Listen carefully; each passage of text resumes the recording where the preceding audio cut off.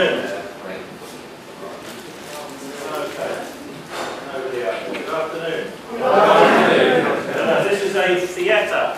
I don't think I've seen any of you here before. Anyone been in the policy? One person, two people. Oh, wonderful. I'm John. I'm in the theatre, and normally we have a lot of thespians prancing around on stage. Today something very different.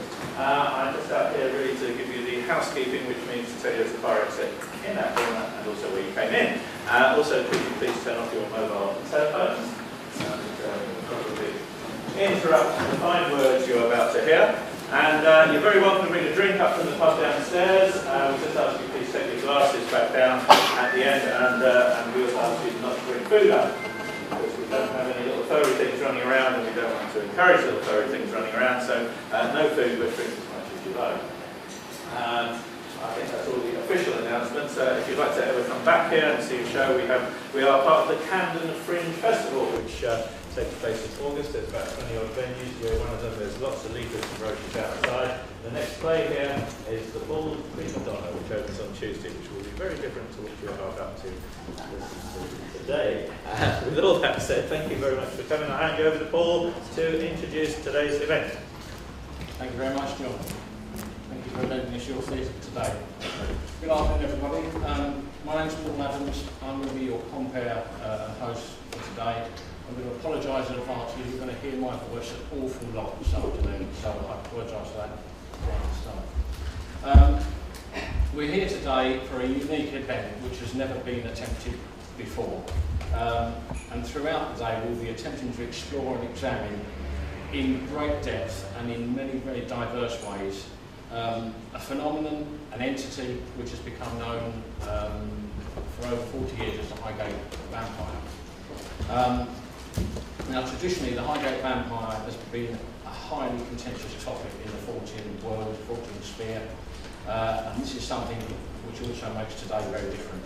The whole attitude of today is that we're geared around creating a friendly, respectful environment where we all learn from each other.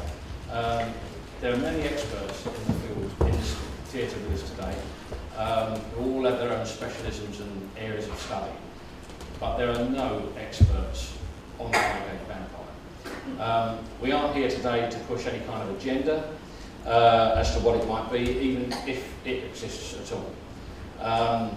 And we would appreciate it if everyone here today enters into the spirit of our symposium and treats each other's views and in some cases experiences, because we do have witnesses with us today who will be sharing their experiences, if it can be all treated with respect.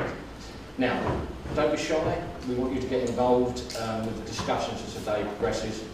There'll be many opportunities for questions and answers throughout the day, sometimes at the end of the debates, and particularly at the end of the day, around about 6:45, when we open the big ghost debate, which closes the symposium today. Now, you should have all been given feedback slips on your way in. If anyone has any questions or thoughts to contribute to any of the sessions but doesn't want to say them out loud, please drop your slips into our top hat, which is over there by the bookstall, where you can find a variety of books by our speakers. And I'll be looking through the slips during the day and hopefully bringing in some of your questions into the debate as the day progresses. Now, all of the speakers today will have name badges on. So if you'd like to, if you're interested in getting books and getting them signed, please approach our authors. They're very friendly, and I'm sure they'll do that for you. You'll see us all walking around during the breaks. Now, I hate doing this, but I'll have to introduce a little bit about myself. I'm a paranormal author, writer. I became interested in psychic research and the supernatural as it was when I started back in the sort of mid-70s as about a 10-year-old boy. I grew up watching Hammer horror films with my father, reading ghost stories, and became interested in the subject, and I've been looking at it for a long time. I first came to hear about the Highgate case, the Highgate Vampire, in about 1977 in a somewhat unfortunate titled book by Dan Farson called The Beaver Book of Horror, which sort of captivated my interest. And then other books like these sort of luridly titled things like Basil Popper's Vampire in Legend, Fact and Art, James Dickey's The Undead, all had these fleeting references to this Highgate case. And if you wind the clock forward now, a couple of years ago, I started writing a book about vampires in British culture called Redmond McWilliams, which was published last year. And in there, I knew I wanted to do a chapter on the Highgate Vampire. And if anybody is involved in researching Highgate, all roads seem to lead to one person, and that's the person sitting on my right here, David Farron. Now, if you look on the internet, you'll find that most people think that David Farron is that Highgate vampire guy. But David is much more than that. David has been the president of the British Psychic and Occult Society since 1967, which makes it one of the most long established and continue operating paranormal societies in the country. David's a well-known psychic investigator. He's not, I don't think he'd be shy to mentioning that he's been involved in this field for over 50 years. David claims to have seen the entity, which is the subject of today's symposium, way back in 1969, December 1969. And until recently was the only person who committed his time and effort to researching in person the case, seeking out witnesses to alleged phenomena. In Highgate, and not just in the cemetery, but all over Highgate Village. Hello, David. Hello, Paul.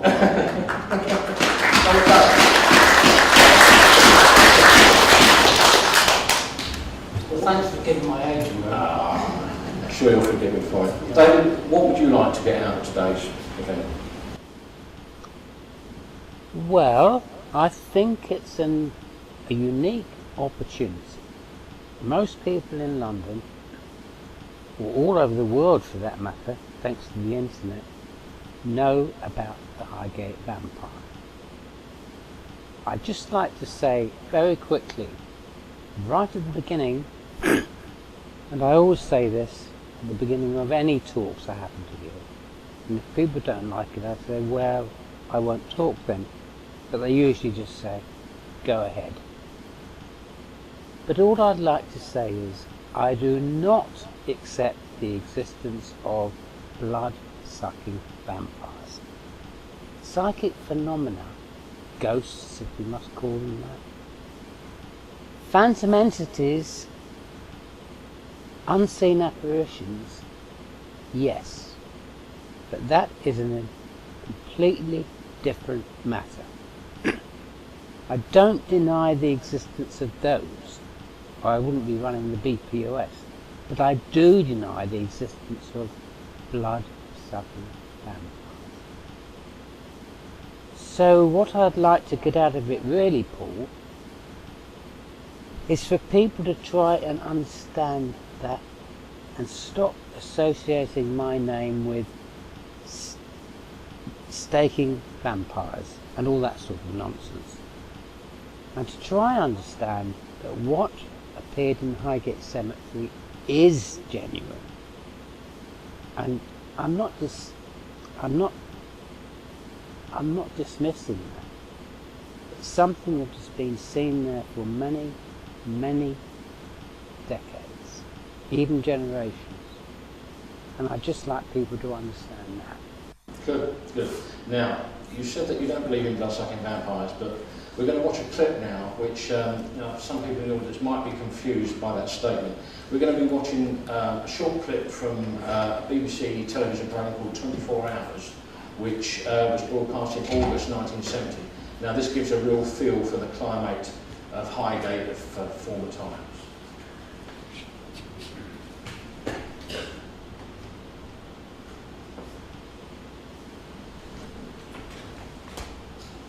Described as the most beautiful resting place in London.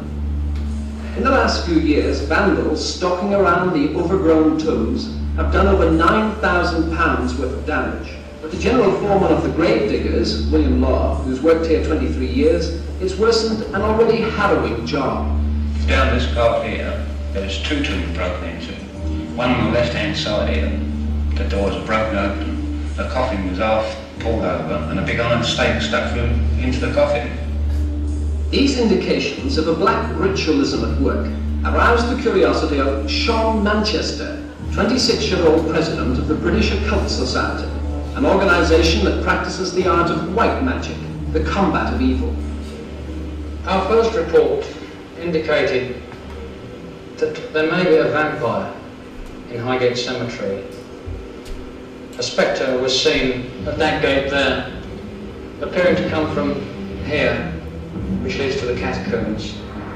The former associate of Mr. Manchester, Alan Farrant, who used to run this tobacconist's shop in Highgate, decided to pay a midnight visit to the cemetery to combat the vampire once and for all. He armed himself with a cross and stake and crouched between the tombstones waiting. Have you ever seen this vampire? I have seen it, yes. I saw it last February, and I saw it on 2 occasions. What was it like? It took the form of a tall, grey figure, about 8 feet tall, and it seemed to glide off the path without making any noise. The only certain way of destroying an undead is by driving a wooden stake, like the one I have here, straight through the heart, one blow. Well, I think they're nutcases, actually. That's my job. I worked here all night long. All day long, all night long. I've never seen nothing, so I don't see why they should see something. This time when they started this vampire business, in the evening time, there's all 100 odd people outside the gates, and they was all trying to climb over the walls, and one person said they see a horrible grey thing wriggling down the road. All this bloody nonsense, you know. I think the best thing to do, if we could catch one of these people to stop this nonsense, is to get one, put him in one of these tombs and lock him up and leave him there all night, and see if we in fact can find a vampire. Satan, get ye behind me and be gone from this place forever. There we are. Now, David, you said you didn't believe in vampires. Explain yourself in 20 words or less. Well, that last bit doesn't need a comment. I don't believe except the existence of blood, so no. Yeah. But there was a reason for you being on that programme. There was a reason. But it wasn't vampire hunting. I went to court in 1970 after the police had charged me with hunting a vampire. But I was acquitted of that charge. The press picked it up, branded me as a vampire hunter, which I'm not. I'm just a humble psychic investigator. That's all. And even that film, when I was acquitted, the BBC wanted me to reconstruct what the police said I was doing, but which I wasn't doing, which was vampire hunting. And so I agreed. And that, look, I'm no more a vampire hunter than the late Christopher Lee was a vampire. Any more than Peter Cushing, the late Peter Cushing again, was a vampire hunter. But this is what the BBC asked me to do for their film, which was about my court case. So that's the reason I was holding a cross on the stake. But people still think I was hunting vampires.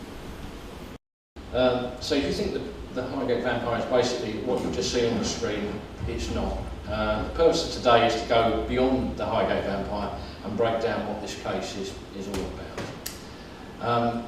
So we're going to move into our first stop. I'll start to say at the beginning, one thing that can hamper research into historic cases of alleged phenomenal, paranormal and psychic activity is a lack of contemporary information such as eyewitness accounts and reports and statements from experience.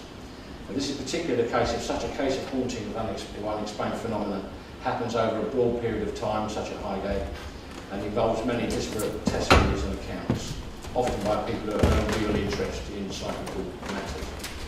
The collation and preservation of this material, including contemporary reports and newspaper and press accounts, is vital if something that even high-profile cases can suffer from. Now, our first speaker, Redmond McWilliams, has taken an avid and practical interest in the Highgate Vampire phenomenon for many years, and is actively involved in chronicling and recording for posterity and continuing the work of David Farrant and recording this vast amount of material pertaining to this case. An honours graduate in psychology from Plymouth University, Redmond is the founder of the Highgate Cemetery Vampire Appreciation Society Facebook group and forum, which currently has over 1,100 members, and is himself currently compiling a book which will present an accurate and authoritative record of the Highgate Vampire case. Having had some experience of researching it myself, I know how important and valuable to future researchers such a document will be. Now, I know also that Redmond also enjoys and appreciates the fictional potential of the subject, and I understand that he's also working on a Hammer Horror, Dennis Wheatley style novel based on historic events at Highgate. I don't think Redmond will be revealing any plot secrets on that this afternoon. What he is now going to do is to set the scene and present Haunted Highgate, a Paranormal Chronology. Please welcome to the Highgate Vampire Symposium, Redmond McWilliams.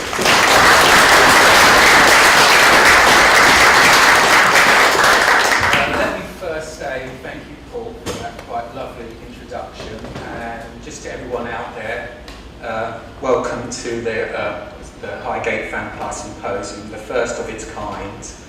Of my own background, I wouldn't say, like Paul said, I'm not a paranormal expert, but I've always had an active interest in the supernatural, the unknown. My own background was an Irish Catholic, sort of upbringing,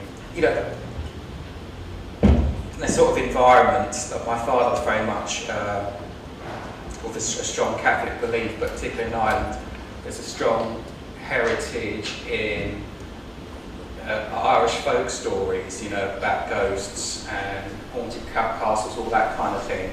So that sort of got me interested in, this sort of sphere. My first kind of, my first introduction to the Highgate Vamp was probably quite similar to Paul, from reading, encyclopedias from the library on the paranormal, the unknown, and you get sort of mentions of a vampire. Some would say a ghost that was allegedly roaming the cemetery, Highgate Cemetery, in the late 60s, early 70s. And I remember, David making an appearance on television, and so did Sean Manchester, and suddenly quickly picked up there's quite conflicting narratives, or two main narratives that appear, at first instance, for a certain extent, to contradict each other. As like David has already said, he believes that the thing he encountered one late December 1969 was probably a ghost. And for Manchester, he's always had been the conviction that he was a vampire. And anyway, probably it's best if I start to get started on this actual talk, because it's 25 minutes long. And it's essentially a chronology of the Highgate Vampire phenomenon. And I suddenly thought, I was asked by David Farrant to open this talk, open this symposium, this talk. And I thought, well, how would I best approach this, And I suddenly thought, well, the best way is to really start off with an actual investigation that was conducted by David Farrant and his group, and then the press interest, and then maybe establish a sort of timeline of the alleged sightings. Okay, probably best that I get started.